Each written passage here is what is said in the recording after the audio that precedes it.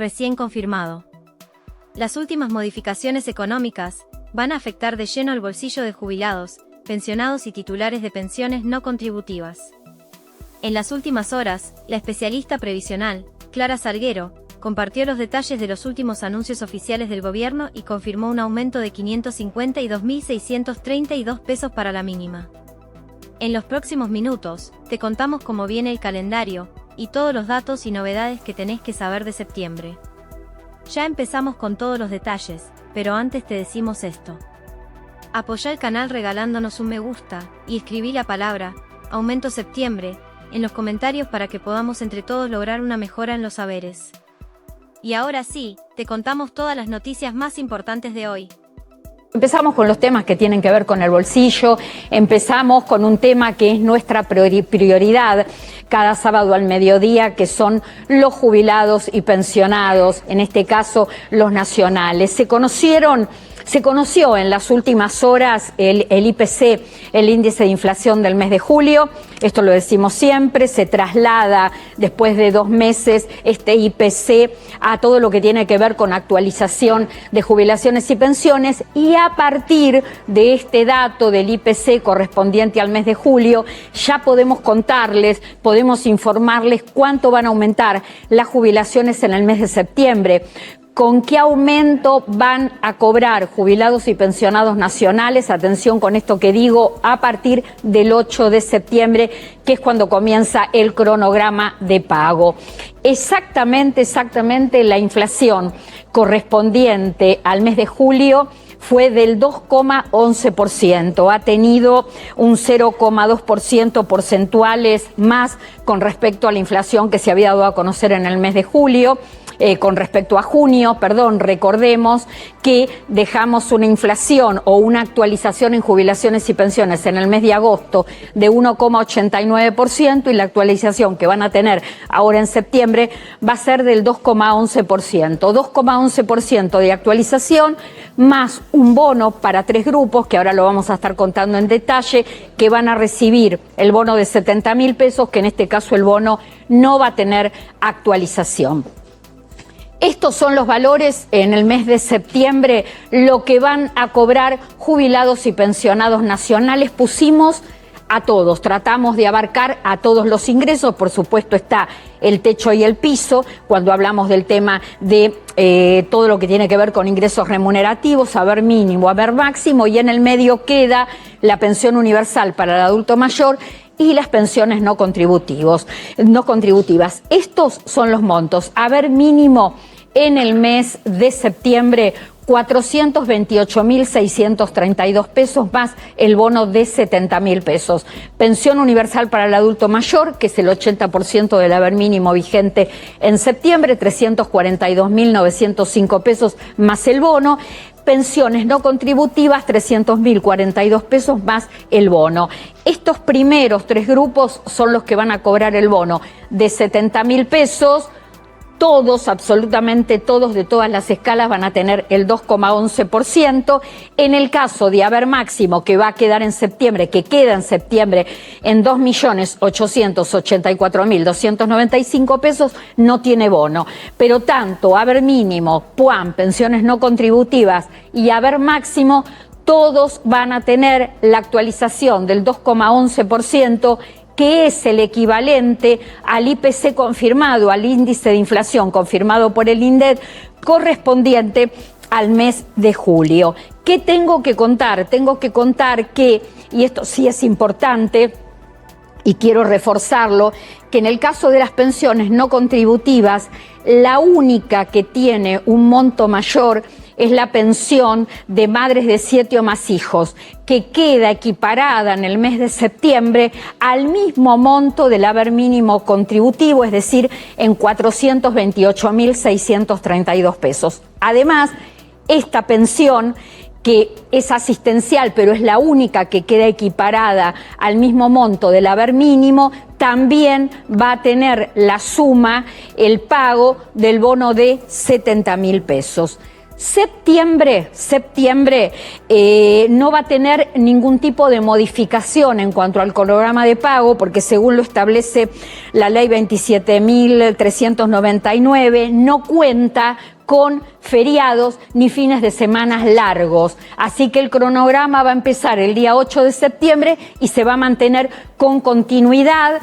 En el caso de haber mínimo, se cobra una terminación de documento por día hábil. En el caso de pensión universal para el adulto mayor y pensión no contributiva, cobran 2 terminaciones de documento por día hábil. En el caso de haber máximo, también 2 terminaciones de documento por día hábil. Lo que sí va a haber en el mes de septiembre es de alguna manera un asueto, un feriado que no es para todo el mundo, que es solamente para el sector docente, maestros, profesores, alumnos, porque el viernes 11 es el día del maestro, hay un cese en el sector docente, y el martes 21 de septiembre es el día del estudiante. Pero el cronograma, un cronograma sin modificaciones. Estos son los montos, reitero, y ahora voy a volver al tema del bono, voy a volver en un ratito al tema del bono. Reitero, lo que ustedes están viendo en pantalla son los montos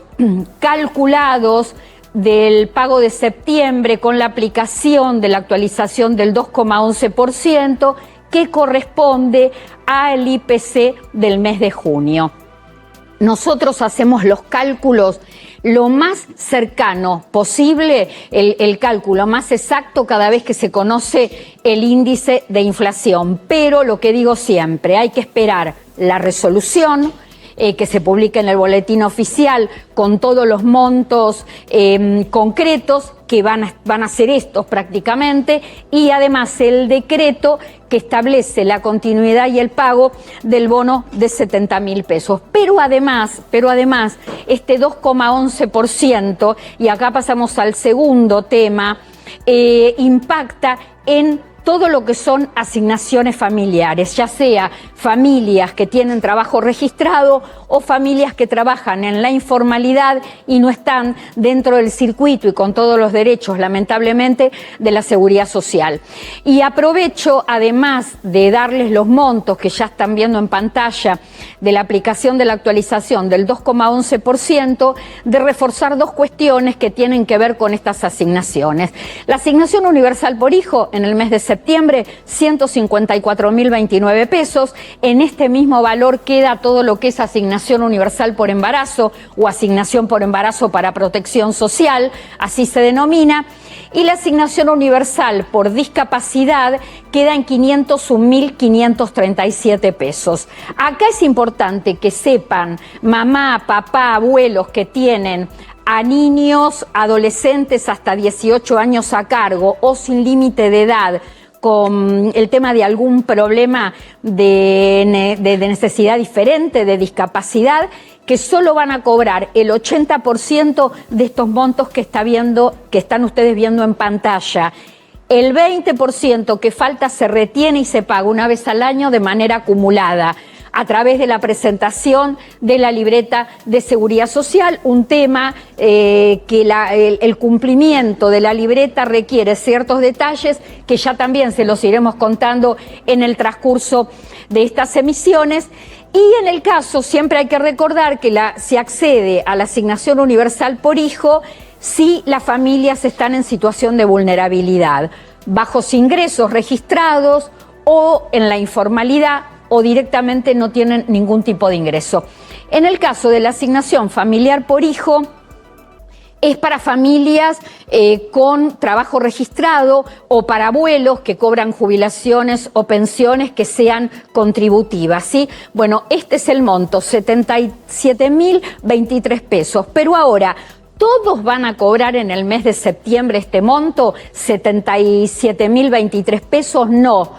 Esto es para el primer rango de ingresos, los 77.000 pesos, pero a medida que se va subiendo en los ingresos familiares, termina en 16.216 pesos. Cuanto más ingreso hay, lo que va pasando es que se va bajando el monto de la asignación familiar por hijo. En este caso, el monto que ustedes están viendo en pantalla se cobra al 100%. Acá no hay una retención del 20%. Por supuesto, está la obligación de que ustedes tienen que presentar, la obligación por parte de ustedes de presentar el certificado de escolaridad. Pero lo que deben saber, porque todo esto que están viendo ustedes en pantalla y todas las aclaraciones que yo estoy haciendo son consecuencia de consultas que nos hacen, para cobrar asignación familiar por hijo se necesita determinados ingresos mensuales. El ingreso mensual del grupo familiar no puede superar los 6.314.897 pesos, que este es el ingreso tope en el mes de septiembre, teniendo en cuenta que si alguno de los dos integrantes de esa familia cobra más del 50% de estos 6.300.000, no quedan con derecho a cobrar asignación familiar por hijo. Para la UH no hay tope de ingresos. Para la asignación familiar por hijo hay tope de ingresos. Para la UH, bueno, tienen que saber que solo se cobra el 80%. En el caso de la asignación familiar por hijo, se cobra la totalidad. El cronograma también comienza el 8 de septiembre, pagándose una terminación de documento por día hábil. Y estos números que están viendo en pantalla ya tienen calculada la actualización del 2,11%. Tercer tema, ¿en qué impacta además este 2,11%, que es el IPC del mes de julio, que se aplica en el mes de septiembre, no solamente a jubilaciones y pensiones nacionales contributivas y no contributivas, a asignaciones familiares y a sociales, sino también que suben un 2,11% los topes salariales mínimos y máximos que quedan sujetos a aportes? ¿Por qué es importante decir esto o reforzarlo periódicamente? Porque el tope máximo sujeto a aportes, es decir, a retenciones que tienen que ver con aportes y contribuciones de la seguridad social, es clave a la hora de realizar el cálculo de la jubilación. Y el tope mínimo es el que marca tendencia y fija el número, el valor que van a tener las unidades de cancelación de aportes previsionales para poder comprar años faltantes de aportes. Salario sujeto a aportes, el mínimo queda en el mes de septiembre con la actualización del 2,11% en 144.362 pesos, el máximo 4.691.747 pesos. A ver, ¿a cuánto va a quedar el valor del mes de aportes que se compre? Queda en 41.000 pesos, acá se los voy a decir exacto. Cada UCAP va a tener en el mes de septiembre un valor de 41.864 pesos. Si vos necesitas comprar un año de aportes, vas a necesitar multiplicar por 12 estos 41.864 pesos para saber aproximadamente cuánto te cuesta un año de aportes si lo tenés que comprar. Además, el 2,11% de inflación del mes de julio alcanza e impacta a los trabajadores autónomos, a las 5 categorías autónomas de estos trabajadores cuentapropistas independientes, es decir, que en el mes de septiembre a pagar en el mes de octubre, la categoría 1 va a estar en aproximadamente 75.564 pesos. Me estuvieron preguntando en la semana qué va a pasar con el tema de los monotributistas. No, los monotributistas no tienen aumento en el mes de septiembre, porque hay que recordar que todo lo que es montos de facturación anual y lo que tiene que ver con los aportes mensuales en los monotributistas solo se aplica 2 veces al año, en enero y en julio de cada año, de acuerdo al acumulado de inflación. Y para ir cerrando, ¿qué les quiero decir? Les quiero decir que con este 2,11% de inflación anunciada en estos últimos días, ya tenemos el acumulado de los 7 primeros meses del año. Este acumulado de inflación es del 19,3%. Ahora, la jubilación mínima, la pensión universal para el adulto mayor, las pensiones no contributivas, aumentaron desde comienzo del año un 19,3%, que es el acumulado de la inflación. No.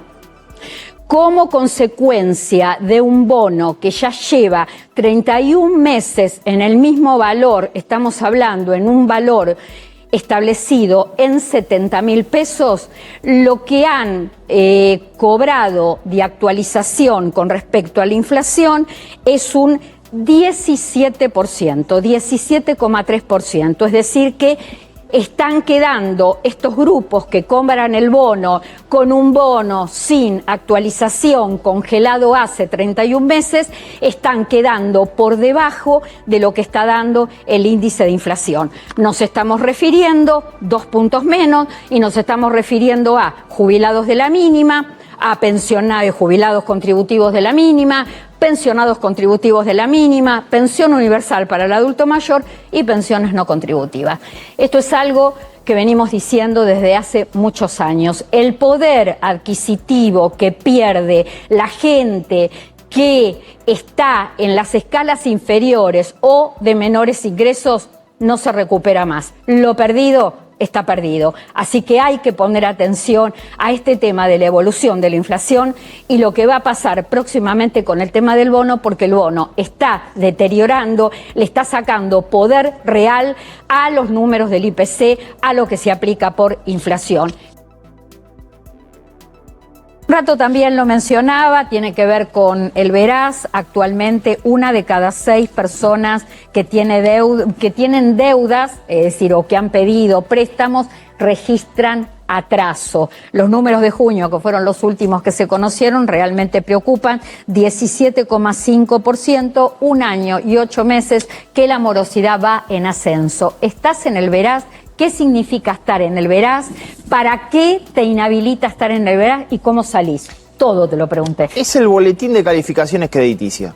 Es fácil, es tu historial de pago y ahí van informando los bancos, la financiera, qué está pasando con, con tu historial de pago. Entonces, no es un castigo, pero te van calificando. Y a partir de eso el sistema financiero va viendo qué calificación tenés para ver si sos sujeto de crédito. Y te ubican niveles. Exactamente, vamos a ver los 5 niveles para ver en qué nivel podés estar. El normal es pago al día o atraso hasta 31 días. Acceso total a créditos y mejora de tasas. Ahí estás, genial. Nivel 2, riesgo bajo, atraso de más de 31 días o hasta 90 días. Señal de alerta, las entidades empiezan a mirarte con más atención. ¿Qué está pasando con esta persona que tiene mayor nivel de mora?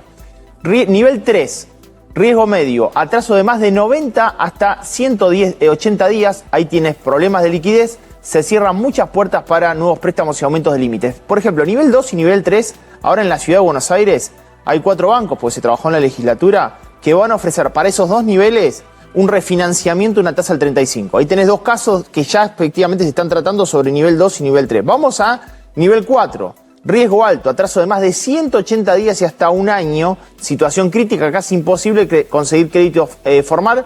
La deuda suele pasar a cobranza externa. Ahí ya te mandan estudio jurídico. Si te dan un estudio jurídico, ya saben que no lo va a poder cobrar el propio banco, la financiera o la fintech. ¿Y acá? Nivel 5. ¿Y acá? Irrecuperable. Más de 365 días, más de 1 año. Al acreedor considera la deuda de difícil de recuperación, bloqueo casi total del sistema financiero. Fuiste.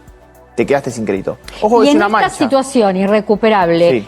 ¿cuándo salís? ¿Qué tenés que hacer para salir? ¿Y en cuánto tiempo salís? Bueno, mira, no es tan sencillo. Pagás o negociás la deuda para que efectivamente puedas empezar a limpiar tu boletín de calificaciones. Pedís el libre deuda. 3, el acreedor informa la cancelación o reclama por vos en el Veraz. Tenés esas 2 situaciones. Bien. Y la actualización es entre el día 1 que lo haces y 30 días hábiles. Pero fíjate esto, el antecedente puede figurar como pagada, o sea, te presentaste, pagaste hasta 2 años. Es decir, ¿viste cuando estabas en...? 2 años que figurás en el Veraz pese a haber emprolijado todo. En 3er año te llevaste matemática, marzo. En 5º año te están viendo que matemática te la llevaste a marzo. ¿Queda claro? Y la pregunta es, ¿qué pasa en esos 2 años? Nada, no puedes hacer nada. No, en los 2 años eso ya figura que lo pagaste, podés acceder, pero la manchita te queda. Pasaste a la universidad, se borra, listo.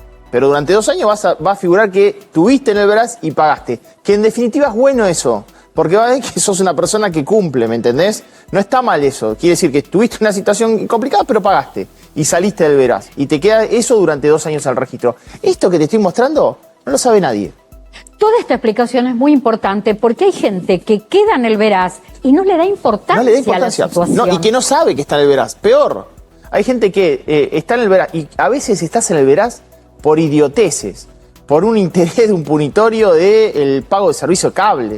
O sea, cosas que ni te enterás y te... Y que un día levantás el celular o el teléfono y te encontrás con que te están citando o intimando de un estudio jurídico. Por eso. ¿Eso te pasa por deudas así, nimias, por 2 pesos? ¿Te pasa? Digo, porque me ha pasado encontrarme con deudas muy, muy bajas de una tarjeta que estaba muerta, nunca la tuve. Entrás en Veraz por deudas así, que son difíciles de cancelar, ¿viste? Que porque no tenés dónde. Tenés una deuda chiquita que después por punitorio de interés la dejaste y empezó corriendo y pasan 2 o 3 años y se convierte, pasa al estudio jurídico. El estudio jurídico obviamente recarga todo y ahí, cuando entran ustedes... Yo aprovecho y pregunto, porque es una pregunta que la gente hace y vuelve a hacer y vuelve a hacer. El jubilado, el que tiene una jubilación, un contributivo, o el que cobra una jubilación, una pensión, ¿son prestaciones embargables? Sí. ¿Hasta qué porcentaje? Van a salir en el Veraz, son embargables pura y exclusivamente con las que deudas por alimentos. Acordate de eso, no es todo, no es un banco no te puede embargar la jubilación. Perfecto, pero en concepto de alimentos sí. En concepto de alimentos sí, en principio hasta el 20%. ¿Cuánto? 20% de la prestación en principio. Porque si le debes alimentos a tu hijo, la verdad que el límite ese depende... Quien te agarre te lo va a mover y es lógico. En la Argentina, esto lo decimos también siempre en Lo Justo y Necesario, crece el número de monotributistas. Un número que ya está excediendo 4,5 millones. Ya creo que estamos arriba de los 4,5 millones de monotributo. Bueno, ¿qué está pasando con los trabajadores monotributistas y el acceso a la salud? A través de 2 preguntas, Dami. Una de ellas es... ¿la cobertura de salud en los monotributistas es gradual? Sí, es gradual. Sí, pero además, ¿qué está pasando con los cupos en las obras sociales? Bien, vamos primero acá que tenemos la placa respecto a el acceso progresivo de la salud. Tengamos en cuenta que cuando una persona sea de alta en el monotributo, uno de los componentes que paga es la obra social. Ese componente de obra social... El pagarlo, ya lo hemos dicho muchas veces, no implica que yo esté dado de alta en la obra social. Tengo que ir y afiliarme, empadronarme en la obra social para que me den la credencial y me habiliten la atención médica. ¿Qué atención médica me dan? De 0 a 3 meses, nivel ambulatorio. Tengo acceso a urgencias médicas, emergencias, estudios de baja complejidad, medicamentos y prestaciones ambulatorias. Eso es los primeros 3 meses de cobertura. Los segundos 3 meses de cobertura, de 3 a 6 meses, se agrega todo lo que es el tema de internación. Prestaciones asociadas a internación, cuestiones de alta complejidad, prótesis, implantes, plan materno-infantil en internación, medicamentos oncológicos. Y después, a partir de los 6 meses, ya puedo decir que tengo la cobertura íntegra, es decir, la totalidad de la cobertura médica. Acá se incluyen todo lo que son prestaciones de discapacidad y alto costo, es decir, medicamentos de alto costo, baja incidencia, enfermedades poco frecuentes y demás. Esto es el esquema de cobertura médica. Puede ser que yo me inscriba por primera vez en monotributo y me soliciten esto y me hagan pasar por este tema de esquema progresivo de acceso, sí. Ahora, la ley, ¿qué es lo que dice? Si yo hago una opción de cambio, estoy en una obra social monotributista y paso a otra obra social de monotributo, esto no me lo deberían de hacer pagar, entre comillas, es decir, no tendría que tener este acceso progresivo. Si se hace en la práctica, no debería de funcionar. Y ahora esto otro lo vemos en 2 palabras el tema de cupos. Porque tengo que cerrar con Adrián. 2 palabras rápido. Los cupos para darse de alta en monotributo no existen, no le pueden exigir fechas de altas y cuando uno tiene la afiliación tiene que irse o tiene que cumplir. Vamos por la consulta número 1000, no saben lo que es el teléfono. 2 minutos, me prometés que contás convivencia, cómo acceder a la pensión sin casamiento. Se fue el programa. No, simple, la gente no se casa y lo que se exige ahora es la convivencia por 5 años o 2 años si hay hijos en común. Ahora, yo quería hacer un comentario. Ahí en la placa tenemos lo que pide ANSES, DNI con el mismo domicilio, partida de nacimiento de los hijos en común para poder probarlo de los 2 años. Lo que pasa es que la ley dice ininterrumpido, este es el problema. ANSES te exige dos cosas. Una, probar que es ininterrumpido, lo cual no siempre es sencillo. Y la otra, prueba documental.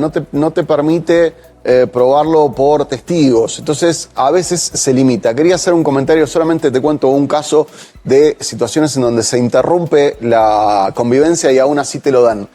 Imagínate que tu pareja está enferma y la tenés que internar. Bueno, se rompe la convivencia y ANSES lo ha rechazado. Bueno, en tribunales tienen un poquito más de sentido común y frente a una ruptura de convivencia que no es que se rompe la intención de convivir, sino la cuestión objetiva, en tribunales